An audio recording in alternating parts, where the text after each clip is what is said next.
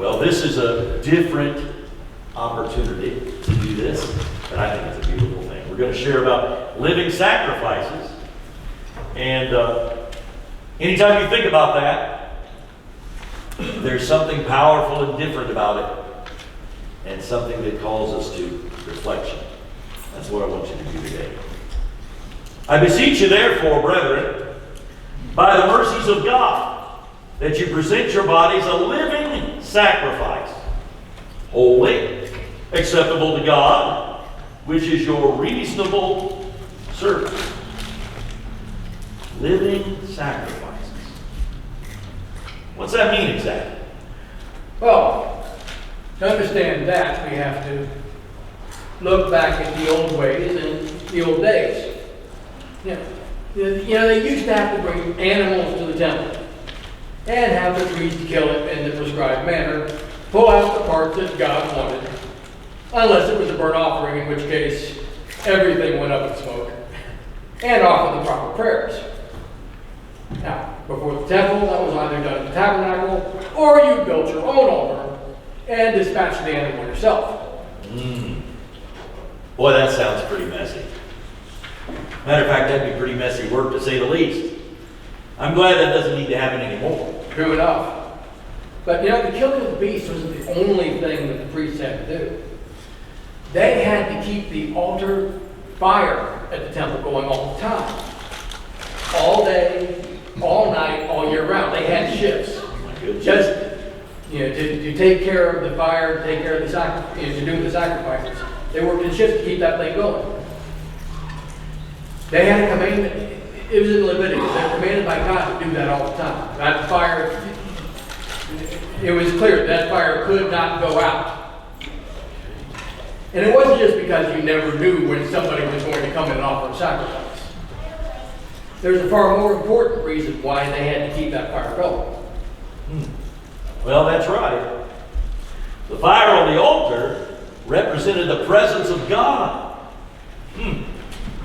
Go back to Exodus. When the children of Israel were led by a pillar of cloud or smoke by day and a pillar of fire by night. As long as the people saw the fire or the smoke, they understood that God was with them in the temple.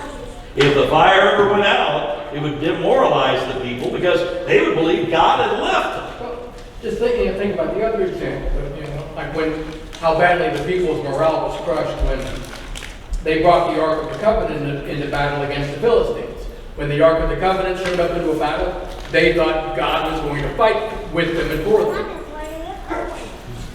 And they brought it into battle against the Philistines.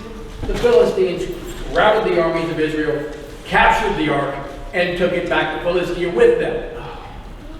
As far as the people of Israel were concerned, they lost God. Now, the big question is, what does this have to do with Christians today? Well, thankfully, Christians don't need to bring perfect animals to be sacrificed on a fire. Jesus Christ, you see, became the sacrifice when he died on the cross at Golgotha. One time, and one time only. No repeats and no do-overs needed. Well, I guess you could say that accepting that sacrifice kind of lights a fire inside the believer's heart and makes an inner altar to the Almighty that they have to keep stoked by things like prayer and Bible reading and keeping in touch with fellow Christians, that fellowship thing. They can't afford to let that fire go out either.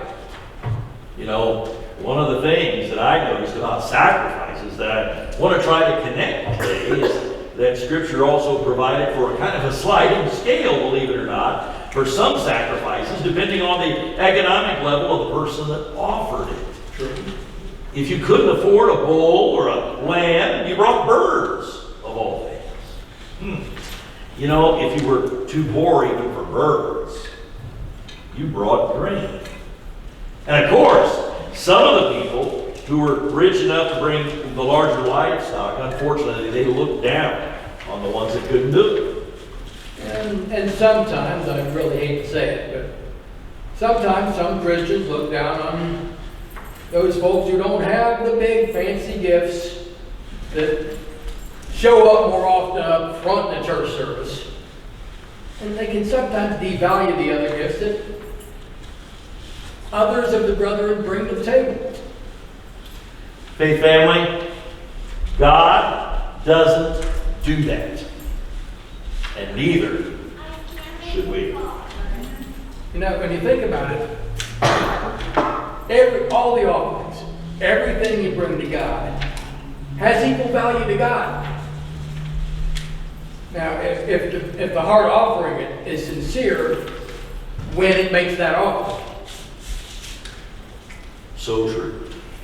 Thanks be to God for that truth. Praise His name.